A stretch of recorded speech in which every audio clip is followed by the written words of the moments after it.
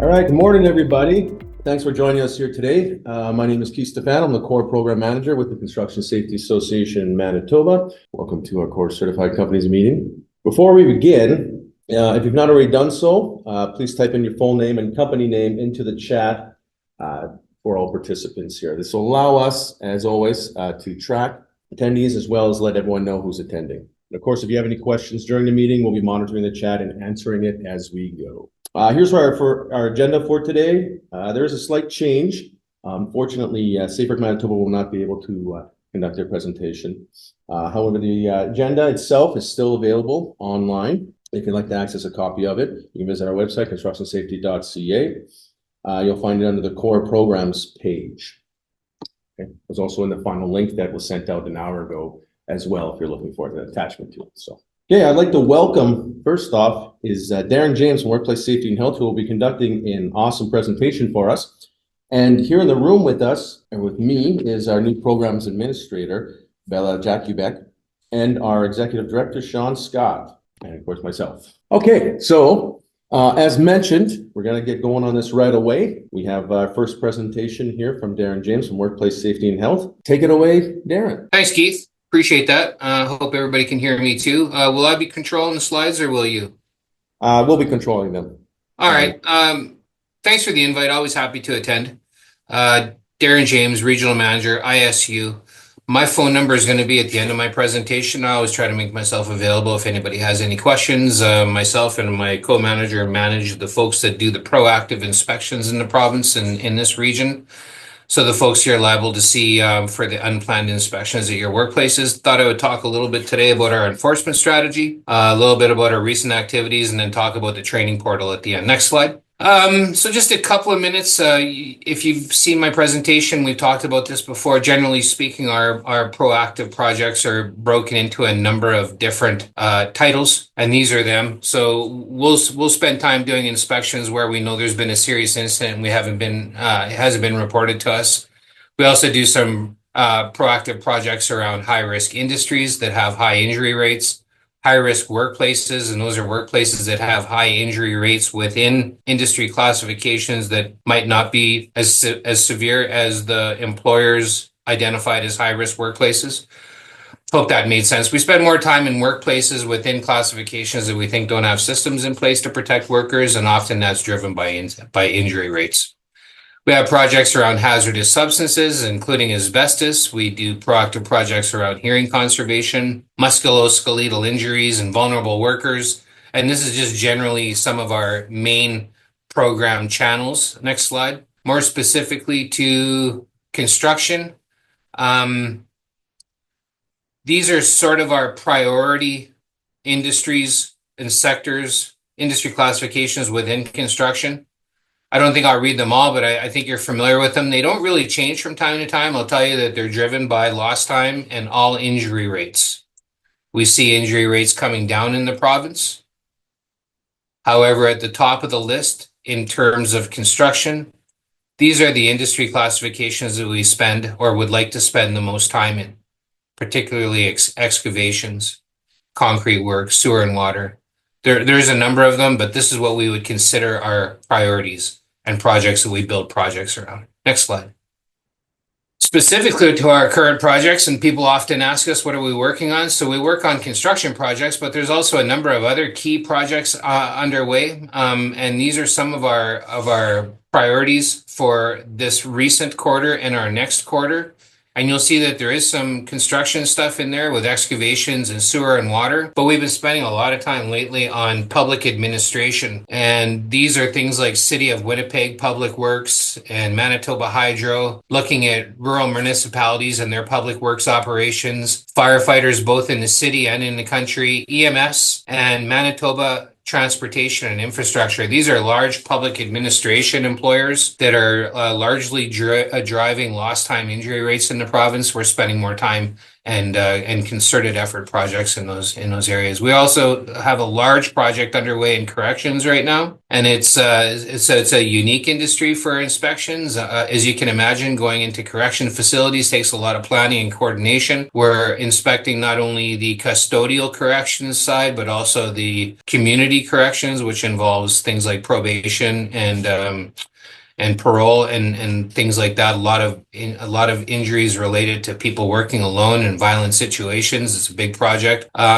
We have large ongoing project for the last year, and we'll go into the next year in healthcare, which involves hospitals and personal care homes and community health offices. And then the construction stuff that I talked about previous. Next slide. Just a couple of slides on inspection statistics. I show these each time, so I just want you to show you we're cyclical, but we're also very routine. We sort of sit in a pocket when it comes to inspections. We know what our capacity is, and as long as our staff remain at a consistent level, we can usually perform to our expectations. And it's somewhat cyclical based on time of year. But we did 1,502 inspections in the period that is July, August, and September of this year. So it's right in line with where we are. They sometimes grow. Those numbers grow a little bit during construction season as we're driven more by those projects and some of the tips that we receive. But we're right where we need to be there. Next slide. Here is a slide that shows the total number of improvement orders that we've issued. Again, pretty consistent in that 3-month quarter, July, August, and September, just over 2,800 improvement orders, and 61% of the time when we did an inspection, we came up with an improvement order. I've said it before, I'll say it again, I'll make it quick. We don't have quotas. No quota. If we do an inspection, we come up with no improvement orders, that's what happens. And I often say, that ends up in something called a report form. There's no compliance contraventions. It's an opportunity to bring workers together and congratulate them. It's a good work. And, but 61% of the time we're coming up with at least one order. If that number was really low, we'd wonder if we're going to the right places. We'd wonder if folks are trained. But again, we're sort of right in that sweet spot. Next slide. This is our slide that shows the top 10 improvement orders issued in this last quarter, those 3 months.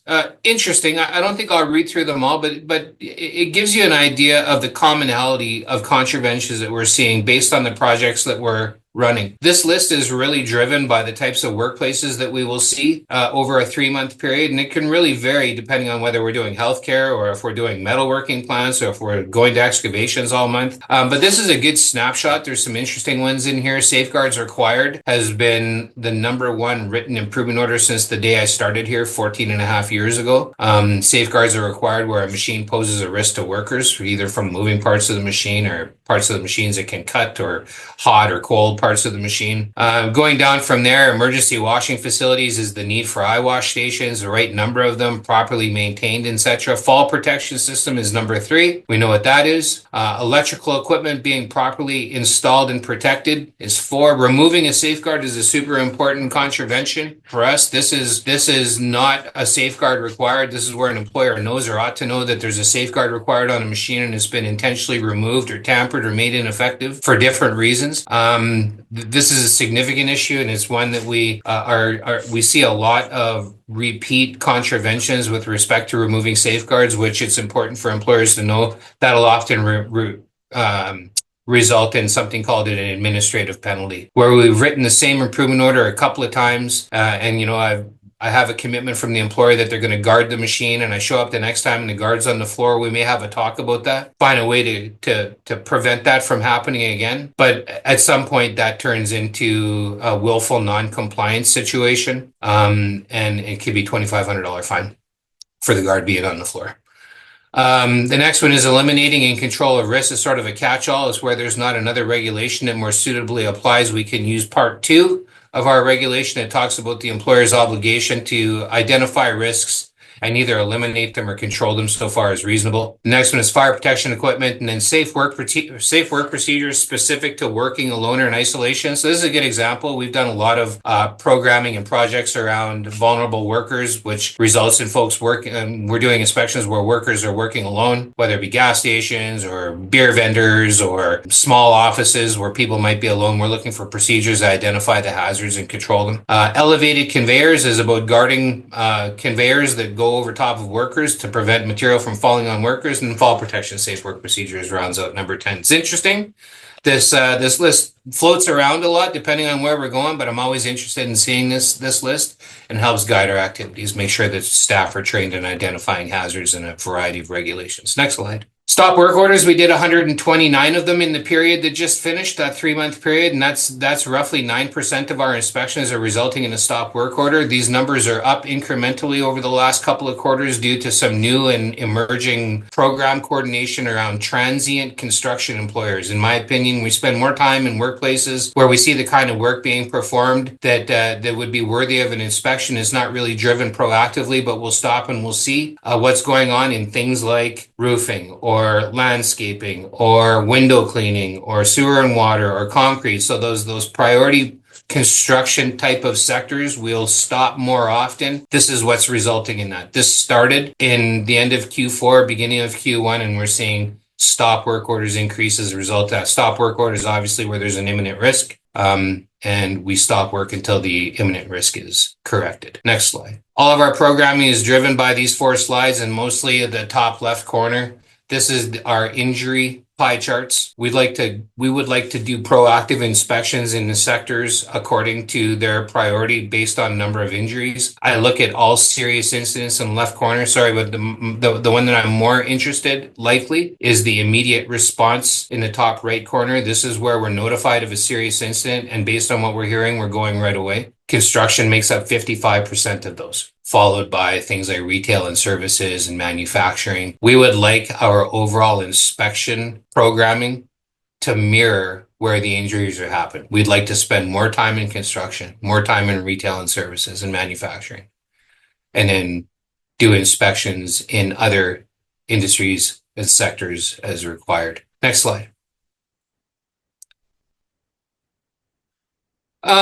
So a little bit so I'm going to talk about the Safe Work Manitoba training portal. I know Carlos was planned to be here today, couldn't make it. We've spoken a number of times over the last little while. The training, the workplace, so it's not the workplace safety and health training portal. I've written this slide incorrectly. It's the Safe Work Manitoba training portal, but essentially it's a one-stop shop for training. I'd like to talk about this just for a second. Next slide. Everybody should be familiar with the training portal now. Workplace Safety and Health believes it's critical that workers are trained in the work that they're performing. Long gone are the days where an employer is going to tell us that they train somebody because they know what they're doing. Long gone are the day that we're expecting employees just to know the job that they're performing and to use common sense and work safely.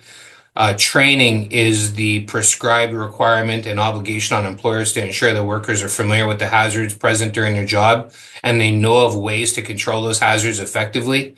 The word train appears 129 times in the Workplace Safety and Health Act and regulation. That's a lot. Training is very important, and really there's as many or more sections of the Act and regulations where the word training doesn't appear, but it's implied. And I always give the same examples. There isn't language anywhere in the Act or regulation that says that an employer must train a supervisor. We all know that a supervisor has to be trained. Probably has the most responsibility when it comes to directly protecting worker safety and health. They need to know what they're doing. And a supervisor has to be as knowledgeable about the Safety and Health Act and regulations around the work that's performed by their crew as I do, or as a safety and health officer does.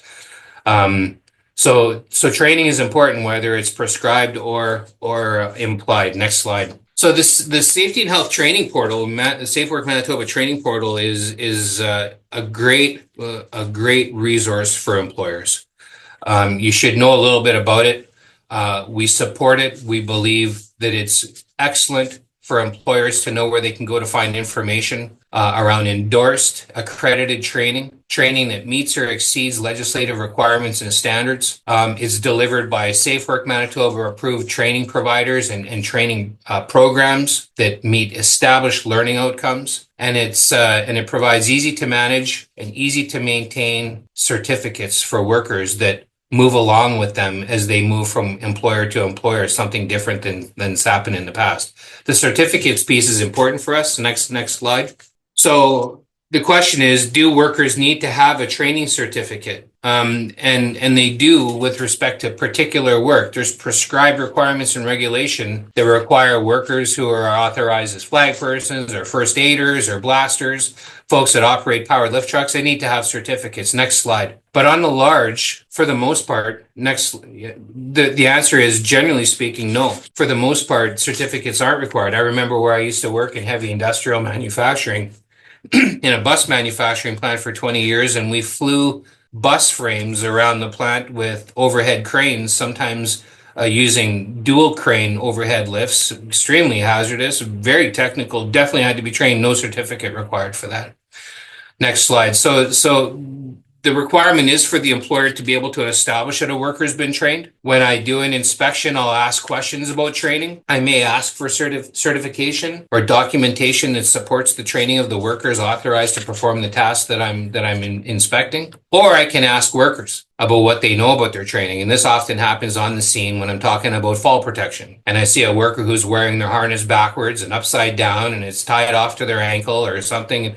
I can usually ask 6 or 7 questions and find out pretty quickly that this worker hasn't been adequately trained. Or I can find out that they know more about the stuff than I do. So I can ask questions, observe workers performing work, and then requesting safe work procedures and documentation that establishes training for those workers. So there's a number of ways that workplace safety and health enforces training. Next slide. Carry on with this. So in the last 12 months, this is an example of the most common regulations where we're writing training orders. WMIS. When folks are working with or in the vicinity of a controlled product, we want to make sure that they're aware of the precautions to take and the hazards associated and how to control themselves from those hazards. Fall protection is number 2. Forklift operation in line with the code of practice for forklift operation is number 3, and that's around worker certificates. Important to know that those worker certificates have to be refreshed in 3 years, and the portal is a good place to find resources and providers for that kind of training. Asbestos, a lot of training around asbestos, whether it's the remediation side or the identification side or the control side. And then use of respirators. A lot of folks using respirators where there's no other adequate protection available. Want to make sure that folks are trained to wear it, that they're fit tested and they're suitable for use of a respirator, that they're able to wear the respirator safely. And that they understand their limitations, probably most importantly. Yeah, I think that's it. I wanted to get through this quickly. I know that you have a lot planned today. Here's my contact information. I welcome these calls. Folks that have called me before, I think they know that I get back to them pretty quickly. I'm interested in discussions about field activities. I like to be a resource where I can. We're busy, but I'm always happy to speak with employers and with workers and committees. But I have an ask. Today, and I don't think I've done this before here, so hopefully it's okay. But we go through, we spend time training new officers. We're hiring new officers probably every year, sometimes twice a year, and we're interested in training and learning. And we do some classroom training from the portal for all of our staff. But I'm interested in folks that do scaffolding. Scaffolding is a large commercial type project in the construction sector. There's a lot of scaffolding going on in the city these days. I see large projects, very technical, and the regulation around scaffolding is pretty prescriptive, but I know that there's a lot of stuff buried in standards like ANSI standards and CSA standards. I'm looking for an opportunity to bring a handful of officers to a site where there's a large scaffolding project underway, not necessarily while it's being built or dismantled, but an opportunity to look around and see critical components and speak to competent people and find out how it's erected and different requirements. Doesn't have to be anytime soon, but it's an ask that I have. I would make it so we're obviously not coming there with our inspection books. We're there to learn and share information maybe, but if there's an opportunity for that, feel free to contact me. Thanks, folks. Appreciate your time today. Perfect. Thank you very much, Darren. Great information. We do have a question here. Bella will read it out. How often does WMIS need to be updated? Good question. Section, my sense is, so let me give you the right answer. I don't know. I don't deal with that topic very often. I'm going to find out and make sure that Keith gets it directly after this meeting.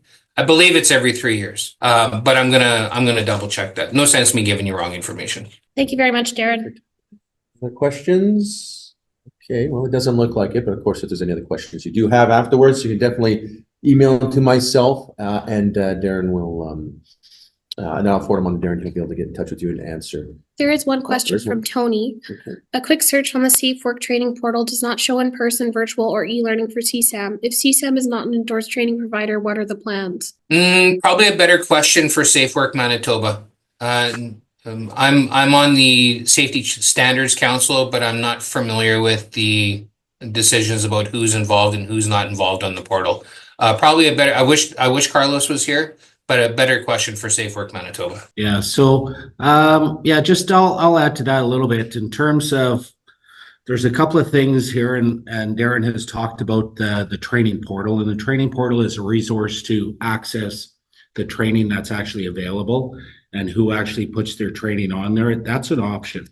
So there's two things to be aware with the training portal. That was created to actually promote Manitoba's Safe Work endorsed training standards. The key component is there are standards in place for high hazard activities and program standards. There's currently 17 standards that have been developed. This program started in 2019, formalized and endorsed last year in 2023. And the training portal was a tool or a resource to provide people access to take training and also track the training. So the program itself is high hazard activities and program standards that are in place. And CSAM is an accredited training provider. We have chosen currently at this point not to put our courses on the training portal because we have a very robust system and database, learner management system, clients management system that we use currently. You all have access to our client portal, and the training portal that SafeWork has developed is accessible to all Manitobans, and our client portal is specifically for employers and workers in the construction industry and any associate members. So it's a long story short. Our training isn't listed on the training portal as of yet. We might, and we do have plans to have an API for any of our high hazard activities to coincide to show that we do have training. But the people that take training, we're an industry funded safety program and it's members of construction, and we don't want to confuse everybody to try to sign up outside of the construction industry for our training. So hopefully that actually makes sense. But the long and the short of it is you have a very robust client portal, and our website and our online registration system exceeds what's currently in place for the training portal. The training portal is just a resource to access actual training that's happening around. So we are an accredited provider of the high hazard activities, and same with the program resources or resource standards, and you can access it directly through our website. Thanks, Sean. I appreciate you jumping in on that for sure. Okay, any other questions? Yes. There's one from Shane. Recently, the IHSA began a process to eliminate core equivalencies from companies that hold ISO 45001-2008. In response, the Minister of Labor, Immigration, Training and Development has directed IHSA, specifically the CEO Enzo Garatiano, to continue granting core equivalency under subsection 22.6 parentheses 1 of the OSHA, Ontario. The reasoning behind that companies and stakeholders that are required to hold both certificates, COR and ISO, are being negatively impacted. The process for obtaining and maintaining both accreditation is described as duplicative, expensive, and without any meaningful health and safety benefit. With this precedent, it's still CSAM's position that core equivalency will never be granted for those companies that have achieved ISO 45001, 2008 question. Yeah, no, I'll definitely add to that, and just clarification. Ontario does what Ontario does. So first and foremost is COR is a program by the industry for the industry, and it validates an effective safety and health management system. And COR is typically a condition of tender and or a condition of contract for the owners of the land or buildings where construction is to take place, because it's a trusted system that's known. ISO, we have never said that it would never have equivalency in place. There is a process. If a company is ISO certified and they'd like to achieve COR, they have to achieve COR. ISO is not equivalent to COR. It is a safety and health management system, and it has 80 to 90% of the stuff that is inside of COR. The bigger benefit, I believe, and again, from IHSA standpoint, is the validation and the prescriptive method of what the COR audit actually is and what it actually does. It's not about the system to document safety and health that's happening. It's about the actual implementation of the safety and health management program. So COR includes documentation, observation, and interviews. ISO equivalency put in place. It is not equivalent, but there's a path to achieve certification. So again, it's not just simply looking at the documentation. This is no different than similar when you have ISO Net World or e-compliance, where people just ask for documentation. COR validates the observation and the interviews with all people involved in the safety and health management system. So I know that's it's a very long-winded question, and I just want to clarify that our stance has never been to say that we don't recognize ISO. We absolutely do. However, COR is COR, and that is what people are requesting, and we need to verify that the national standards are effectively implemented.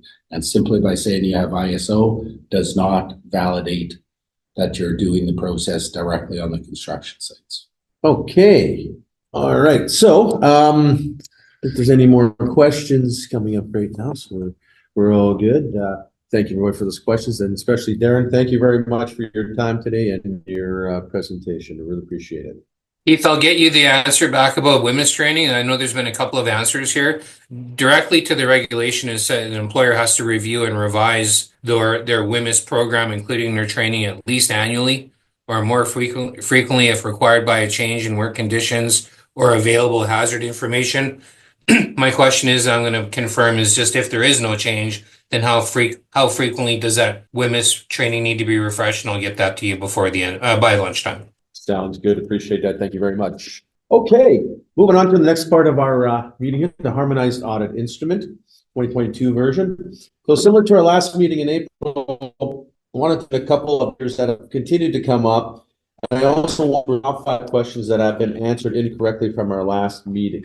So first, as noted in our quality assurance guidelines, a minimum 1 full-time employee of the company must have the 4 required training competencies for COR or 3 training competencies for SECOR. It's a responsibility of the company to ensure that at least 1 full-time employee has the required training, and anybody employed by the company may take these courses. These training courses, they do not expire. However, any lapses in training requirements must be addressed prior to the audit submission. The courses do remain with the employee who completed them on your company's behalf, meaning that if they actually do leave the company, the courses go with them. Okay, so keep that in mind too. And also important to remember that you cannot use consultants or any outside organizations that may be completing the audit on your company's behalf as trainers for the company. It only is a full-time employee that has to be or must be listed. And now, if you're unsure of who has all the required training for your company, you can always access the company training records on the client portal that we were mentioning, or you can just contact us directly after this meeting here, and we'll send you a copy of your training records to show you, and you can review it from there. Okay. Secondly, on here, please remember you must have active work at the time of your audit submission for a minimum of 2 weeks. We here at CSAM, we always obviously will accommodate for sites that are ending soon, or in certain cases, postpone the audit, obviously within reason. And if active sites are not available, just let us know. Also, a reminder, you can submit your audit up to 3 months early without penalty. And finally here, a quick reminder to please submit your audit no later than the first of the month that you originally received your certification. We do send out reminders 1 month in advance for upcoming audits. However, as emails, as you know, some emails do not make it to the proper person who was conducting the audit during the previous year, or who we have actually on file, or it goes to the junk folder, or sometimes it goes to the other folder, or the person overall has just actually left the company and since the last audit submission, and is not their emails are still just not being monitored but available. So please keep that in mind. It is up to the companies themselves. However, it is important that we do our best to remind you, to send a courtesy reminder when we can. Okay. I have 2 questions before we go Sure. to the next slide. So Shelley asked regarding the training audit being from someone from a company, can be management employee or versus a worker? For the training records, well, management is required actually to take the principal safety management course, but they don't have to be the one noted on the audit instrument itself. If you have employees that have also taken it, they can be on there. And Bree would like to confirm that the training for the audit can be several full-time employees, not just one employee.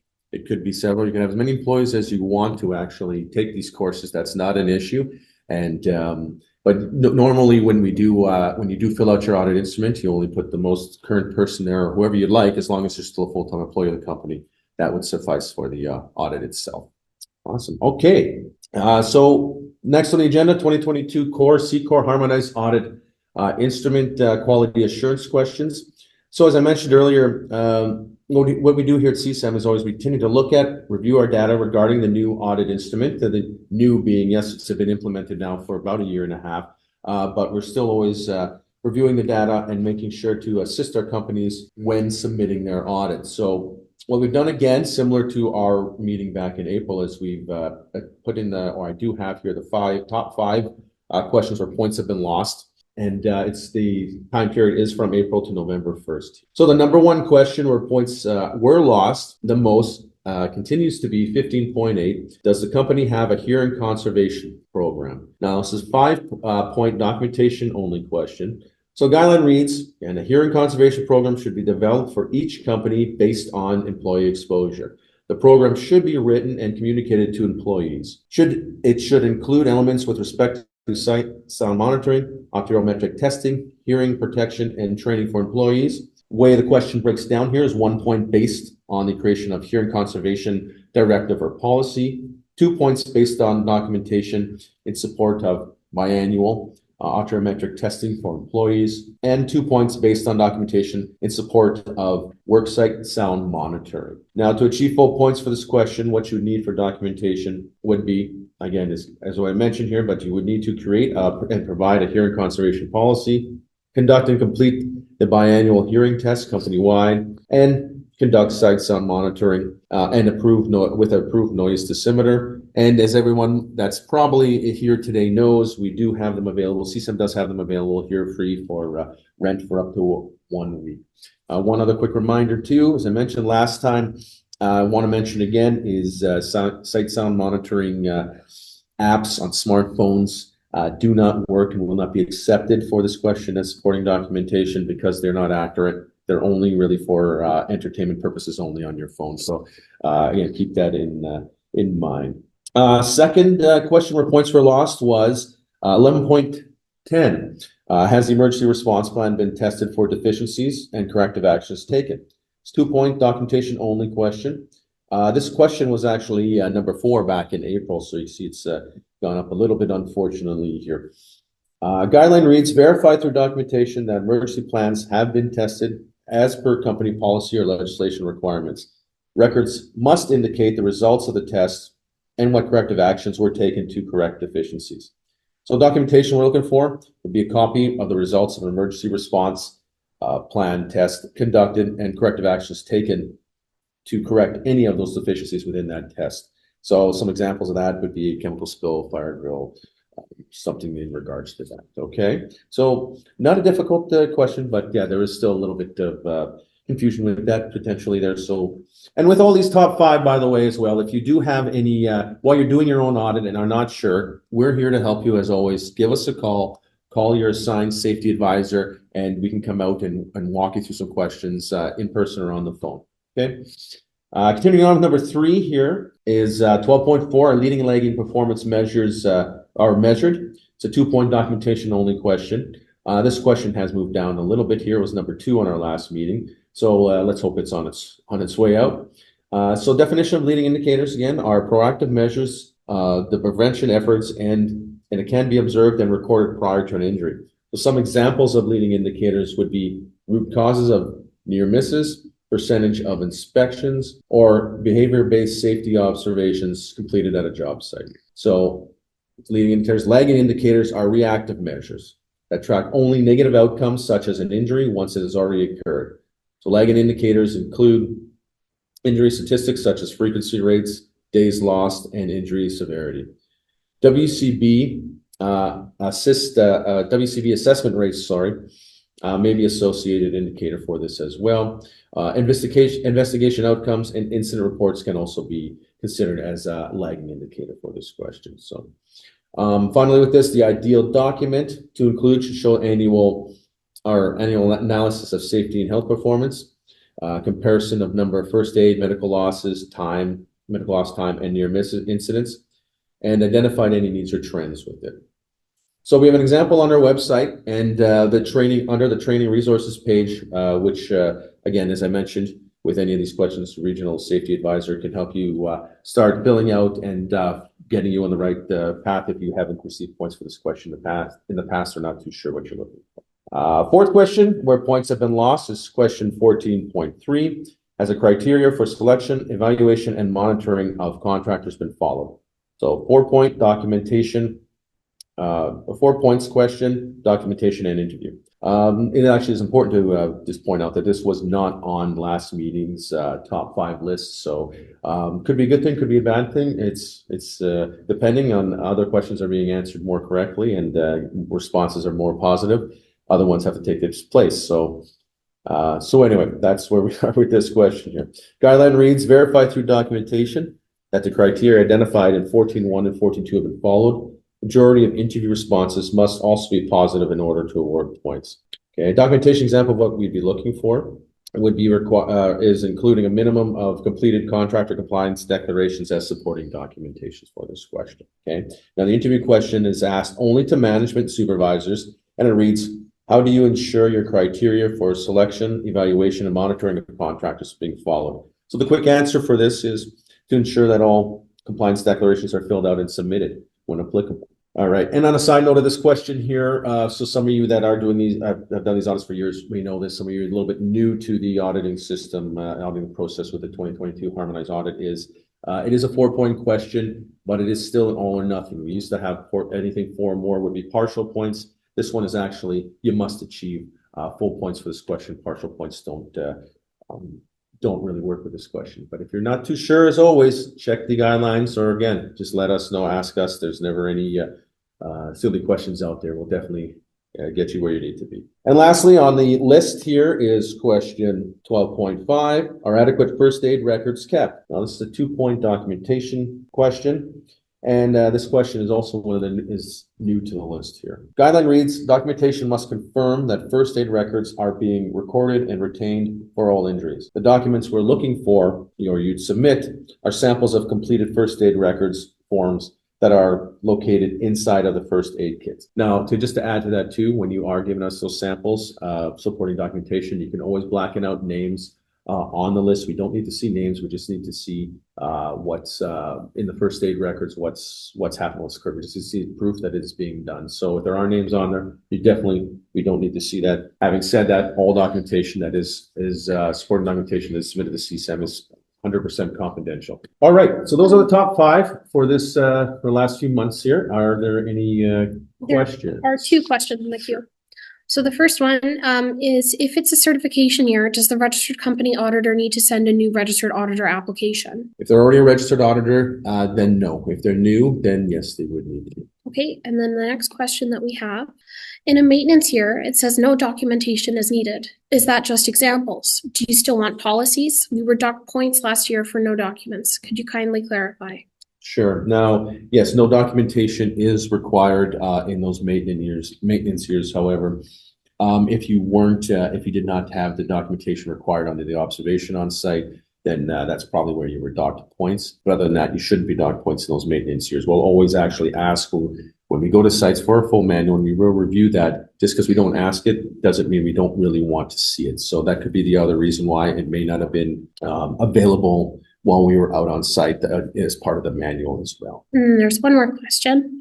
Regarding the emergency response plan testing, are signatures of participants required, or just the person who conducted it? That's a great question. I believe if it's part of a toolbox talk, then you'll obviously need to put the names on there. But if it is separate, it is not a requirement that everyone needs to be involved. You can just say how many employees were involved on that day.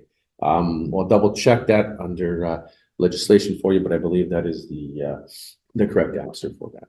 Awesome. Okay, next on the list here, harmonized reciprocity procedure and equivalency process. So we were just discussing this briefly about ISO a little bit here, but this is actually the updated version here throughout Canada. So Similar to when we updated the audit instrument to the harmonized version, we've now been working with the Canadian Federation of Construction Safety Associations, or the CFCSA, to do the same with the reciprocity equivalency process. The process was originally developed, reciprocity equivalency that is, was originally developed to aid COR certified companies when working outside of their jurisdiction or province. COR reciprocity is granted for bidding purposes only, while COR equivalency must be achieved once a tender is awarded and work commences in another province where a company does not have a permanent office. What companies are required to submit when requesting reciprocity now is an application for COR reciprocity from your host construction safety association confirming current COR certification and confirming the current COR certification and the expiry date. So this means that if a company outside of Manitoba are bidding on tenders that require certification in this province, they would first need to contact their host association in their home province and request the reciprocity application be sent to CSAM. Now, on the flip side of that, if you are in Manitoba here and you have COR only, and are wanting to bid on tenders that require certification in other provinces, you would contact us here, CSAM, first, and we'll send out the application letter to the host association in that province on your behalf. Another step in achieving reciprocity here in Manitoba is companies will be required to complete a COR reciprocity declaration letter, which is on the next slide here. So this is the example of it. Now this is available on our website as well for when companies are coming in here. But again, on the flip side, there'll be something similar to this when going to other provinces to achieve their reciprocity. So once companies have achieved COR reciprocity, what they do receive is a letter of COR reciprocity from us here in Manitoba, the explanation of COR equivalency in Manitoba, including Section 15, the Manitoba supplement requirements for working in Manitoba, and 3, a copy of the Provincial Workplace Safety and Health Act and regulations as well. So that's COR reciprocity. Now, COR equivalency is similar to reciprocity, and out of jurisdiction COR certified company will be granted recognition as meeting the national COR accreditation standard. They will achieve credit or recognition for meeting all 14 sections of the harmonized audit template, but they'll also need to verify the following, which is Section 15, Manitoba supplement, and that includes the supporting documentation for that section, the completion of the application for COR equivalency letter from your host association, and thirdly, the COR equivalency declaration letter. Okay, so similar to reciprocity, here's the equivalency letter here. Here's what it looks like. And again, as mentioned, it is similar to reciprocity compliance declaration. However, it also states the addition of companies needing to complete Section 15, the Manitoba supplement section, and mentions that out-of-province employees must also meet the minimum safety requirements in Manitoba. And again, similar flip side, if you're going outside this province with equivalency, now that it's harmonized, you'll get something similar to this. The same process should be the same in other provinces. Once companies achieve COR equivalency with us, they'll receive a letter of equivalency from Manitoba COR equivalency certificate as well, explanation of the program in Manitoba, and a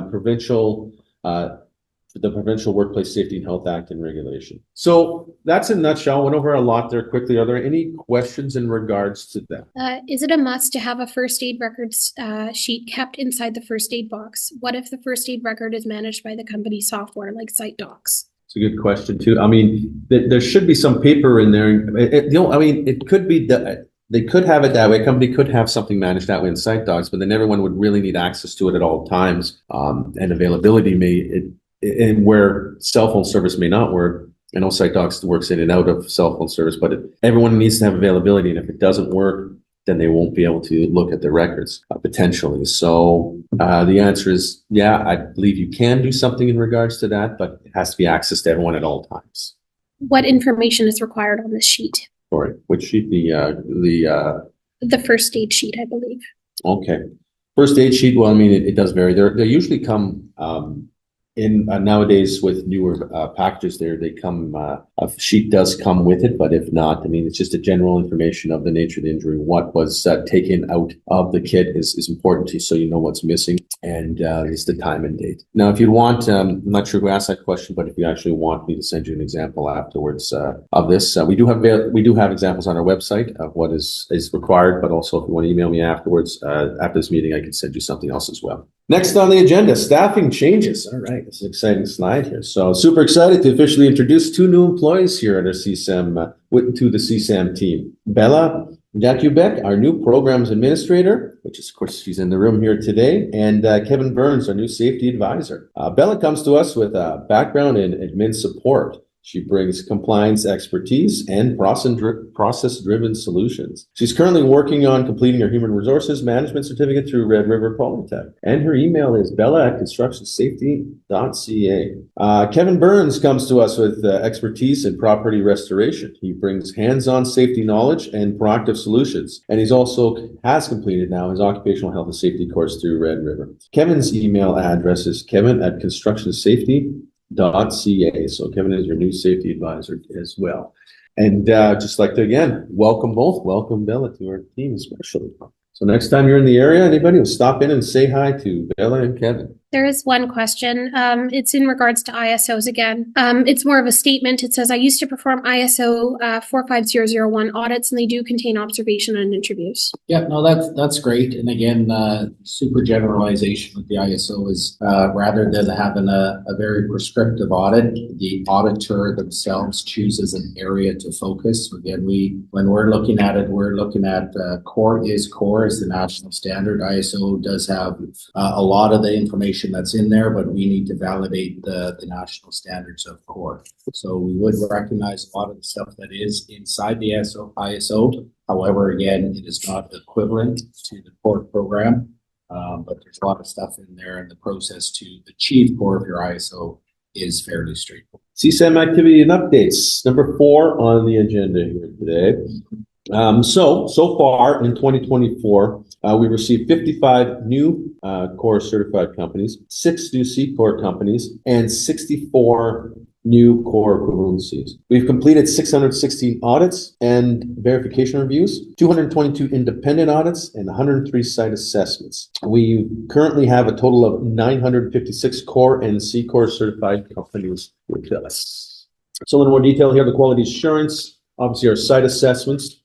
So far in 2024, as I mentioned, we completed 103 assessments. 89 of those had no action required. 14 had corrective actions required, and a total of 0 again had spot audits. So I say this a lot lately. We're seeing this trend a lot. There's been no spot audits for the last little bit here with our COR certified companies. So great job, everyone out there, at maintaining and ensuring maintaining the standards of COR and SECOR certification. Okay, so the CSAM on tour now. A lot of you may have, well, I'm sure by now, majority of you that are online here are aware of what CSAM on tour is. However, just a reminder for those of you who are new to the COR meeting that may not know, CSAM on tour brings critical safety training in one trailer directly to your job site, offering hands-on demonstrations and essential resources tailored to your team's needs.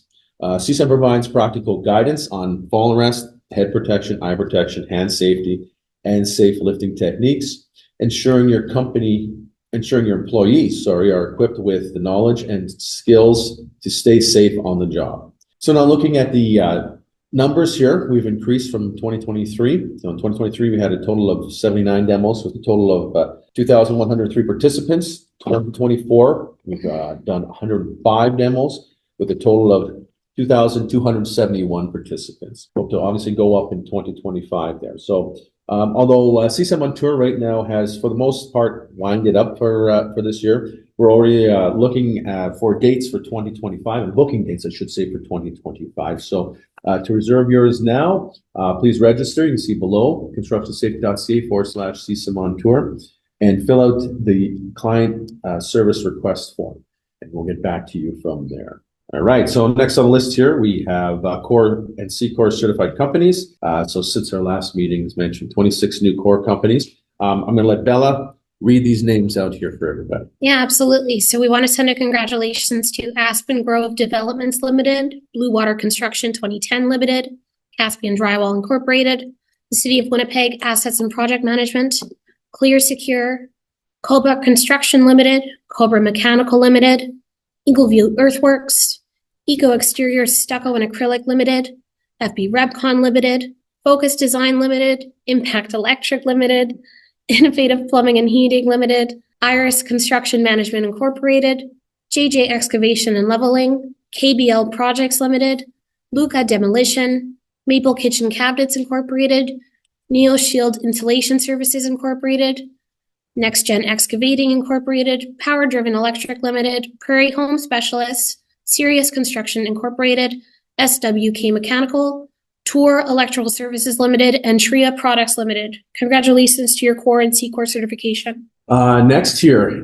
we have the 10-year achievements here of milestones. So since our last meeting, we've had a total of 34 companies celebrating 10 years of certification with them. I'll let Bella read these ones again for me. Yeah, absolutely. So we've got quite a list here. So All Weather Windows, Altered State Scaffolding, Bell Electric, Bergman Plumbing and Heating, Big Sky Enterprises and Service, Inc., Boyko Builders, DJ Plumbing, Diacer Management 2006, GS Homes Limited, Gills Plumbing and Heating, GNB Global Inc., Granite Concrete Services Inc., Herc Rentals Winnipeg, Highlight Electrical Contractors Limited, Integrated Power Services Inc., Livingstone Landscaping Limited, Minerva Painting and Decorating, National Industrial Communications Inc., Norwest Metal Fabricators Inc., OB1 Contracting, Peguera Company, Power Baron Electric, Prairie Grove Stair Manufacturing, Rose Hill Woodcrafters, Rosewood Welding, Stain River Telecom, Selkirk Machine Works, Stankiewicz Drywall Painting and Decorating, Titan Interiors, Trebs Electric, Tritech Design, Tuscany Construction, Western Lightning Protection, and Winwood Millwork Inc. Congratulations on 10 years of COR and SECOR certification. Next slide here we have is our 20-year celebration of COR companies. We have 4 of them. We have Qualico, Streetside, Western Industrial Services Limited, and Flynn Canada. So congratulations to our 20-year COR and 10 and 20-year COR certification, our certified companies. We do just have one question in regards to the CSAM trailer. Is the tour trailer demo free? Yes, it is. It is free for sure. Okay, number 5 on our agenda here is new business. So we're going to talk about the safety conference, review the safety's upcoming virtual webinar, and the upcoming CSAM and review some upcoming CSAM training courses. All right, so save the date. CSAM the Safety Conferences 2025 is back. Registration is now open. The CSAM Safety Conference returns, and the dates are February 11th and 12th, 2025.